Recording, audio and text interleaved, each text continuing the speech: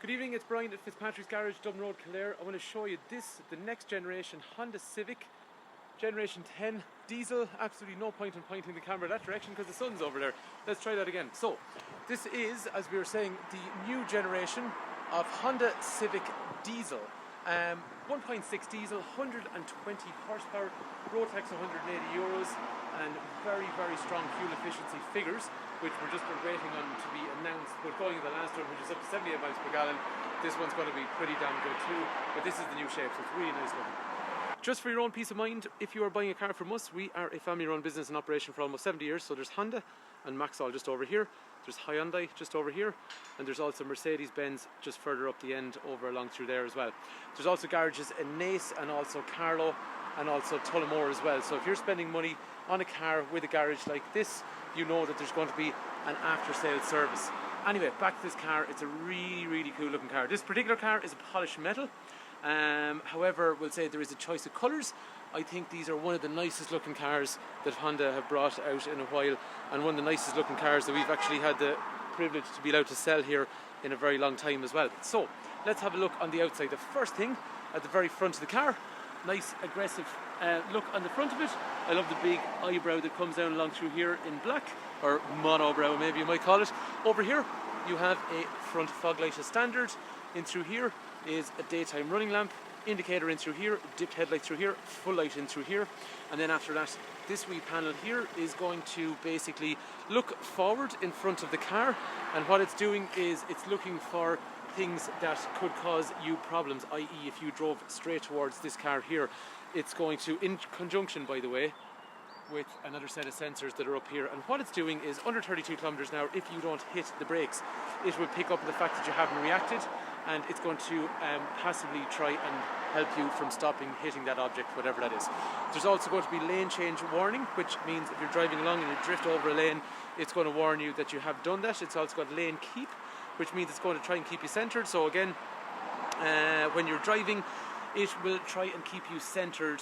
After that then it will also have the usual things you'd expect: anti-lock brakes, and also driver, passenger, side curtain, side of the seat, airbags, steel doors all the way down the side. So the Honda sensing stuff is the passive safety that we were talking about, that's basically trying to monitor your driving habits and see. And I suppose the whole thing is about crash prevention, and then after that it has the active kind of safety as well that you engage in. So that is the first thing that is noticeable on the outside. If we move around to the rear of the car, so really nice black accents. This one is what's called Smart Plus. I love the taillights. They're really nice. If you're driving behind one of these at night time, they're so cool. The way you have the big C around either side with the lights, and actually if you get a side profile, then I like the way you just have the side marker up at the front as well. Every time I see these on a motorway, I kind of slow down and just let them pass by me and look at them. That's right, I'm weird, but anyway. Okay, so after that, at the front then, those headlights are automated, so that means if it is nighttime, they'll come on themselves, and also then if you're driving along and it meets a car coming towards you, it will sense that the lights need to be dipped into dip, and then it goes back into the limit area and it'll go back into full as well. So very, very cool. I love the side markers. I know they're kind of an American style, but I think they look really, really cool. The 17-inch wheels are a polished diamond cut effect, so you see the way they're shiny, which actually in the sun looks really, really cool. Down the side of the car, everything's color coded. There's a nice chrome accent down around here, and then in through there is a tinted rear glass set on the side windows and also on the rear. The spoiler up here looks cool, but it's also got functionality for channeling air down the back off the end of the car in the most efficient way possible. One thing I forgot to tell you about up front is that the car will have parking sensors as well on the front of the car, and on the rear of the car it will have parking sensors on the rear, and because this is Smart Plus, you will also get a reversing camera too. Right, on the boot, on the inside, it'd be handy if we opened it. So the reason that is if I have not unlocked the car fully. So if I hit one click for unlock, it opens up the driver's door. If I hit 2 clicks, it opens up everything else. Massive boot. I used this car last year, well not this exact car, but the same car in holidays last year, and you could pile up all the stuff if you have somebody in your life that can't leave without 14,000 bags, it's good that way because actually you can pile it up. And it's only when I actually use it that way I copped on that there's a lot of flexibility in the boot because of that.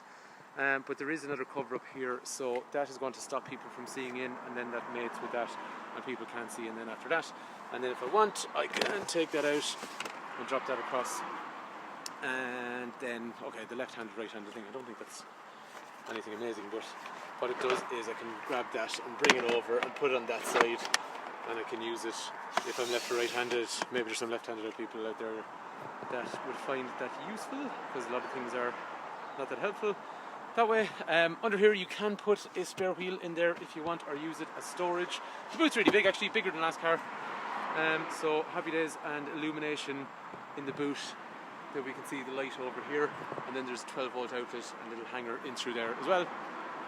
Either side you can close this down, and this is quite nice at night. It gives a nice executive look. It's a kind of bright LED over the rear view number plate.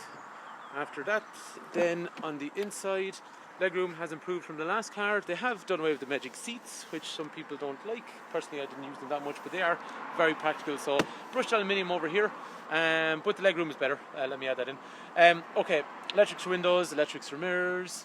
In terms of the rear seating, 3 head restraints, 3 3-point safety belts, armrest in the centre. A little bit dark in here actually, because while it looks bright out here, the sun is gone down and this iPod is rubbish. I really need a better camera because this one is not so good. Doesn't like light, doesn't like dark, not really sure, it doesn't seem to like anything actually. Tweeters up through here, speakers down through there. And then, is that seat set how I would sit in the car? So let's have a look. So I'm about 6 foot. So if I was sitting in the car, right, actually let me just close the door, what am I doing? Yeah, this is about normal, so let's see how I fit in the back. So if I'm sitting in the back of the car, I have headrest up along through here, and yeah, grand, okay. Headroom's good, and then I got space in front. Remember lads, this is a hatchback car, lads and ladies. This is a hatchback car, so there's quite a lot of space. Over here then I have my armrest in the centre with drinks holder. That's really soft actually. After that then, headrest on the other side. Isofix is down here for child seats. I've got Isofix where I'm sitting here as well. And then after that, yeah, it's a nice place to be actually, nice and big. The seats are nice and comfortable actually, they're kind of soft compared to the old one. So, in terms of the inside of the car, there is over here front and rear electrics, central locking in through here, child locks down through here. We can actually from the outside just grab the key for a sec. You can basically, headlights are automated like we talked about, so if we lock the car, it's really cool, isn't it? That is a nice looking car. So if I get the key, lights are going to turn off in a sec. It takes about 30 seconds. You have your key here, lock, unlock, and unlock the boot then as well. Come on. Okay, and then I unlock, lights come back on. Watch the windows. If I unlock them, windows drop. How cool is that? And then if I lock, watch my wing mirrors and my windows. Back out again. So full global closure on that. And then as I walk over to the car to get in, wing mirrors will pop back out, but only once I open up the driver's door over here. Anyway, back to the inside. Aluminium pedals are back in the Smart Plus model. They used to be in the Sports and then they did away with it. Lumbar support here for lower back. Obviously that seat is adjustable height wise, adjustable back part forward. The steering wheel is rake reach, so it comes out and in and goes up and down as well. Tweeter up here, more speakers down through there, and then down here in the centre there is parking sensors front and rear. Let's just see how they work. So first gear, handbrake off. I'll head for this Toyota. Okay, so it's telling me I got a problem, and it's telling me I got a problem over here. And then if we go for reverse, over and back in a dogleg, we get a camera, which is pretty good. Nice big clear camera. Oops, nice big clear camera. And similar, it's telling me I got a problem behind me, and I got a problem over here. And then the other cool thing as well is I can go widescreen. I can look straight downwards. And then normal view, widescreen's best actually. So yeah, pretty cool. Right, handbrake is electric. So what happens is, if you're driving up a hill, you drive away, you don't have to press that button to release it. So if you want to drive forward, just use the throttle, it drives forward. Once your safety belt is on, if I want to finish my journey, I can engage, But there is always a hill assist basically on the car, but if I want a permanent hill assist, which stops me rolling backwards, I can use a brake hold. Auto stop start over here, which means we won't use fuel at traffic lights when we don't need to be using it. And then econ after that, if I turn that on, that's going to reduce how aggressive cruise control is and how aggressive the air conditioner is as well. After that then, so looking forward then over here, I have cruise control in through here. Okay, we know that. But the other thing about it is as well, it's adaptive. So if I hit this button here, inside on the screen up through there, that is telling me basically how far behind the car in front do I want to stay. So that's pretty cool. Car in front slows down, you're going to slow down as well. This one here, which is going to be lane change warning. So oops, these lines in here become available. If you see, they pop up. Once they pop up, then it's watching in front and it's trying to keep you between the lines. So steering wheel will manipulate itself to try and keep you on a narrow path in between those items. Right, after that then, this button in here is doing things like average speed, fuel efficiency, navigation, all that kind of information in through here. After that, volume controls for radio and all that kind of stuff, Bluetooth down through there, voice activation. Lights, as we said, were automated. Wipers over here are automated too, and there is other functions that I'm going to show you down here. So like what we said, parking sensors front and rear, traction control over here, lane change warning. So that's over here is the assist, the lane keep assist. So that's keeping in the lanes. This is just an audible warning, and then the crash prevention system we talked about already. The clocks are nice and big and visible and digital and easy to use. The big screen in the center, home. So we saw the camera already. Okay, I agree that if I crash it's my fault basically. Okay, in through here, navigation, which is Garmin, and audio in through here, and then down here, oops, just in off here you have your USB connectors and all that kind of stuff, HDMI all in through there, and they'll play up through here. Trip information in here, mobile phone in through there, various settings in here. Smartphone connection, that's pretty cool. Smartphone connection is pretty cool. The reason I'm gone away from the car is I need to get my lead, which is plugged in here. Anyway, what that is essentially, if you have your lead, I have an Apple product, which is an iPhone, or if you had a Samsung, you could plug it in, and now that connection becomes kind of part of the car, so it starts to display all your phone's functionality up on the screen. You have Garmin already, but let's face it, that is preloaded, whereas Google Maps are live. So if I go into this here, it'll actually allow me to bring up Google Maps and all my messaging and stuff. So if I plug my phone in down through here, the lead is here, the phone is here, and then I'm going to say always enable, and I need to, there you go, unlock your iPhone, allow, yes, Apple CarPlay.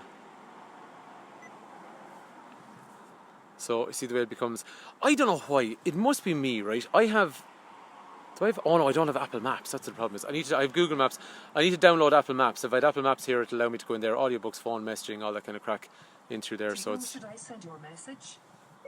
086 843 1945. What do you want to say? I like texting myself.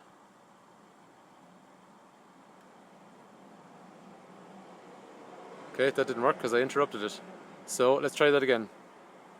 To whom should I send your message? 086 843 1945. What do you want to say? Hi.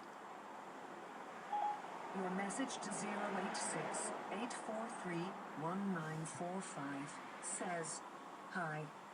Ready to send it?" Yes. I'll send it. That's great. Thanks for that. So if I go in here, I should have a message from myself, and I do. There you go. Text myself the whole time. Anyway, so it's pretty cool, isn't it? That is, and if you had like an Android, it's going to, not an Android, yeah, sorry, an Android. If you have an Android, it's going to work in a similar fashion, just you have to download Android Auto, which is a separate app. What a car.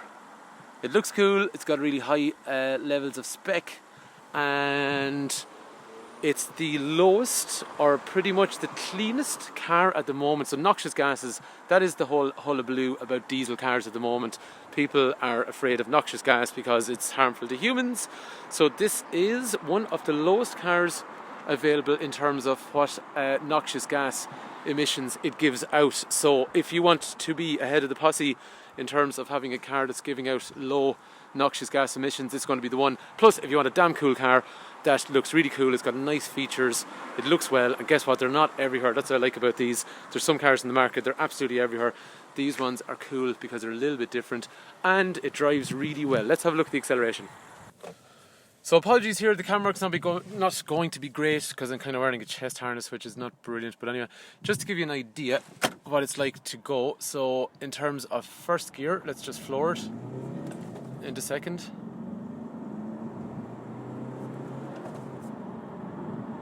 Into third. So it's a flyer, in fairness. As you can see, tons of torque, get up and go, but guess what, you're still getting efficiency. Anyway, if this car is of interest, please do give me a call. Brian is my name, no matter where you are in the country. I'd be quite happy to hear from you. 086 843 1945. If you want to see one of these really damn cool diesel Honda Civics, give me a shout. If you want to go try one, if you want to trade your car in, no problem at all. We accept every car.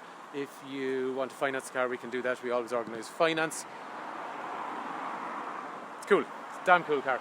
And don't be afraid of diesel. People are saying, oh my god, there's such shifts going on. Yes, there is, but there's still, diesel makes sense for some people. I think we're getting back to a level where, yeah, I remember years ago when it started first, there was, certain people bought diesel cars, but they had to justify it. Now there's better petrol cars in the market that say, yeah, absolutely, makes sense for some people to buy a petrol car, which is reasonably good on fuel. But there's still people out there that do tons and tons of mileage. We've got lots of people coming in here, they're doing 40,000 kilometres a year, 35,000 kilometres a year, even 30,000 kilometres a year. They can justify that car there, absolutely, all day long.